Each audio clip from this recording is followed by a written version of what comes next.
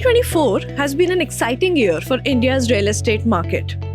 जहां एक तरफ प्रॉपर्टी प्राइसेस में काफी तेजी आई है, वहीं दूसरी ओर लग्जरी हाउसिंग की डिमांड भी काफी तेजी से बढ़ी है. Keeping these two factors in mind, let us find out what home buyers expect from the Union Budget 2025, which will be presented by the Finance Minister Nirmala Sitharaman on February 1.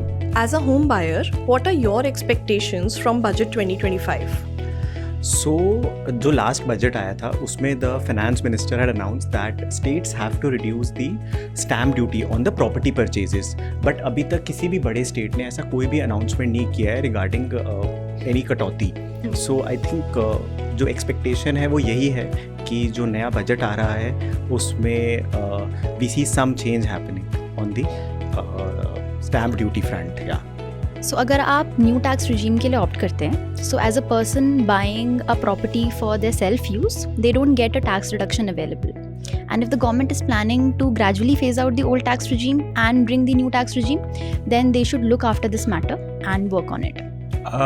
I think finance minister को कुछ I think ऐसा करना चाहिए जिससे कि जैसे मेरे जैसे फर्स्ट टाइम होम बायर्स हैं उनके लिए प्रॉपर्टी में इन्वेस्ट करना थोड़ा अफोर्डेबल रह सके.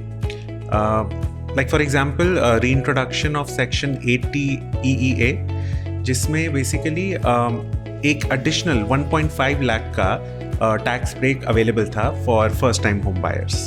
So on the home loan interest, government provides a deduction of 2 lakhs in a year. This has not been changed over a decade, despite of the fact that home loan interests have gone up drastically. The change, the revision in this home loan deduction from 2 lakh to 5 lakh will seriously make a very great impact. So from a common man's perspective, I think that property buying in India is very, very expensive. First of all, पिछले कुछ सालों में property के rates बहुत बढ़े हैं. दूसरी तरफ प्रॉपर्टी परचेजेस बहुत हैवीली टैक्स्ड हैं. जहाँ आप एक तरफ 5% तक का GST पे करते हो, उसके साथ ही आप लगभग 8 से 9% की स्टैम्प ड्यूटी और रजिस्ट्रेशन चार्जेस भी देते हो.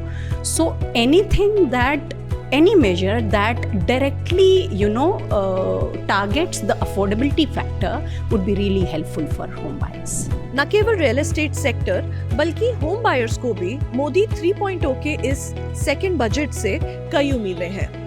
Let's see how helpful Budget 2025 will be for a home buyer.